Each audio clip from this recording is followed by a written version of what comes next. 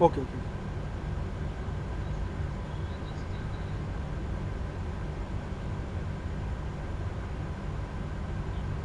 Yeah. Hmm.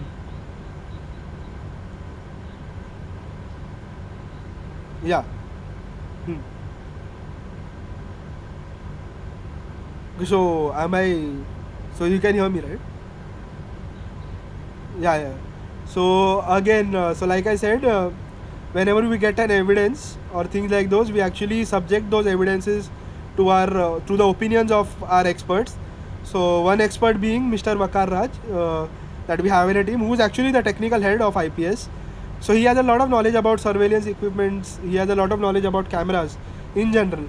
So whenever we get an evidence, so suppose it is captured on a video camera and things like those, we actually show that evidence first to him. We show those evidences to him, as in we take his opinion to begin with, and then we can come to a conclusion, as in if that evidence can be called as authentic paranormal evidences or not. So it is very important for a person to have a healthy skeptical attitude when it comes to when it comes to looking after capturing an evidence or actually claiming that evidence as being authentic. So if there is a person who strongly believes in this incident, and who doesn't want to hear.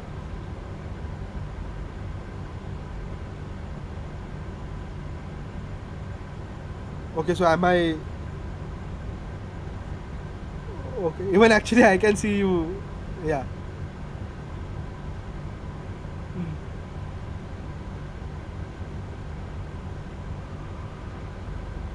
Oh, I think we have problems with the internet connection.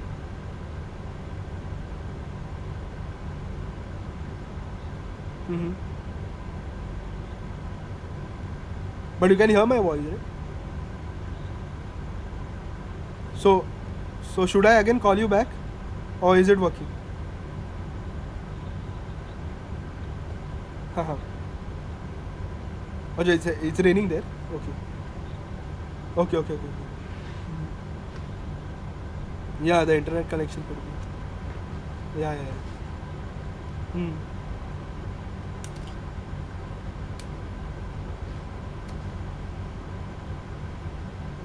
Okay. Yeah. So, so that's what, like I was saying, that having a healthy skeptical attitude, is very important when it comes to this research field, because again, if a person actually strongly believes in his evidences that he has captured, and he doesn't want to hear any explanation or any observations from other people, so for him to actually get authentic evidence would be difficult, because he would actually also be proving an evidence which has a logical explanation to it as being a paranormally significant evidence or things like those. So we actually inculcate, or we actually encourage people to have this skeptical attitude, and to actually be open to all sorts of explanations, or we actually even post our evidences online, and we ask people in general to give out explanations on them. But of course, these explanations would be again subjected to their experience, and if they are wrong, we also make it sure that we give out an explanation from our end, saying that we do not agree with you because we believe in so and so is the logic behind it. Now if you have a different explanation from that, you could again throw back your explanation to us, and then we could come on a mutual consensus or a mutual conclusion in general. So yeah, to be open to all sorts of explanations in general is very important, which is missing from a lot of people these days. So getting one EMF spike for them could be paranormally significant. For us, until and unless a strong connection is built between the human agent and the entity and the intelligence, I would say, until then we won't consider that EMF as being an EMF that is generated or that is revolving around this entity. Basically that is sourced from this entity. So that's what. So it becomes, actually at times it is very difficult to actually find out if a particular incident is paranormally significant, or if it has a logical explanation to it. But through years of experience and through years of knowledge, uh, slowly it becomes easier for even the investigator to debunk his own evidences on the spot. That I would say, on the spot, to debunk the evidences is very important. And yes, through years of experiences, it becomes easier um, for the investigator to actually find out the false positives and actually to take corrective measures against those. Yeah. Yeah. Yeah. Viral. Yeah. Yeah.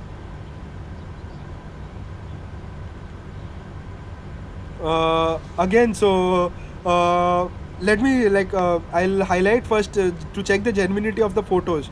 So there are a lot of softwares. So each photo that you take from your digital camera or from a camera in general has an EXIF data behind it.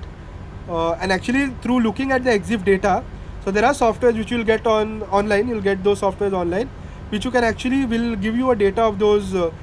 Which will actually display the EXIF data of that particular, as in what camera was it taken on, what resolution was it taken on, or has it been mishandled, or has it been has there been any changes made to these photos. So nowadays you would find a lot of photos which are actually generated in Photoshop or which are actually Photoshop. So those are very easy to spot.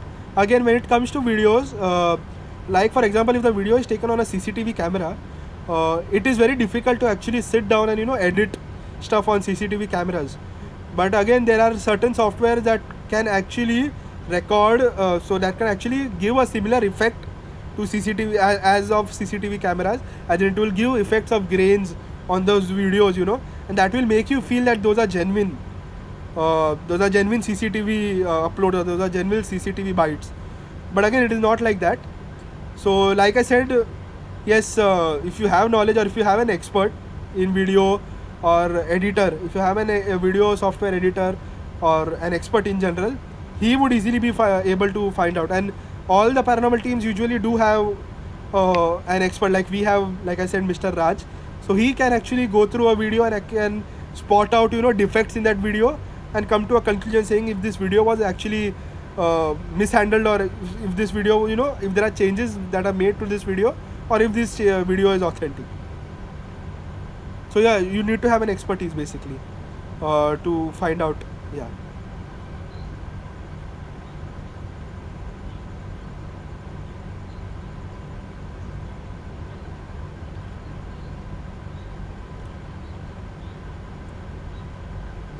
Again, so that depends upon the credibility of the team as well. In case there are many teams who actually seek a shortcut to, I could say, we have a shortcut to fame basically. For them, if you see a team actually posting, if the team is all the time posting evidences continuously one behind the other, and actually claiming that their life, as in not their life, but they are claiming that they have been getting evidences so very easily.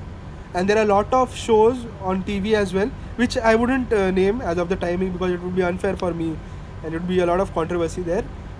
So yeah, there are a lot of shows that actually that get evidences so very easily. At the moment they step in, they'll start getting evidences. So it is not like that. If you look at authentic evidences, so again that could also be based on perception. So I would say there is no real method in general to actually find out for the general audience, as in if they don't have an expertise or they don't know what an evidence looks like. For them, they would easily believe in any evidence that is posted by any team. For them, they'll have to check out the credibility of the team that is posting that evidence.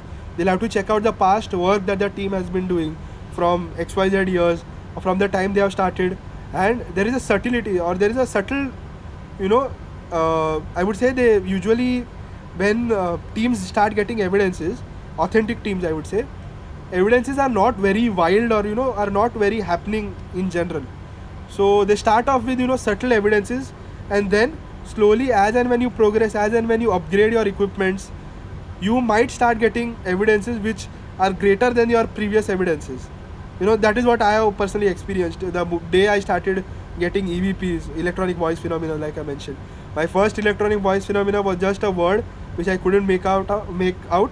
And as soon as I progressed in this field, as soon as I got an idea of how this happens, or the logic behind that, and as soon as I applied my logic into this research field and tried innovating with it, I found out that I could easily get more and more evidences, or more stronger evidences suggesting these claims, or suggesting that there is an intelligence out there.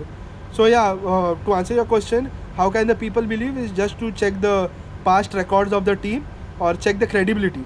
The credibility part actually comes out through if you have actually, if you are exposed more, or if you are working more to only gather fame, or if you are working only to show your face on the television networks in general. So there's a lot of research that goes on even behind the camera. It is not that we always go out on TVs, or we actually only try to make content online, stuff which actually gathers audience, public attention in general.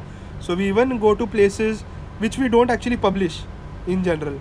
So these places like these are actually only meant for research, and there is a confidentiality that we maintain. So these small researches are the ones where you actually come to know, the where you come to innovate, where you come to gather knowledge. So these are the things that you should look for if a team is actually going for these small investigation, or if the how much is the team working behind the camera, not only in front of the camera but also behind the camera. So that is one thing which will help the audience know that yes, this team is credible and is not only doing for a particular motive, but the general motive of the team is to actually increase awareness, or take this research field to new heights in general. Yeah.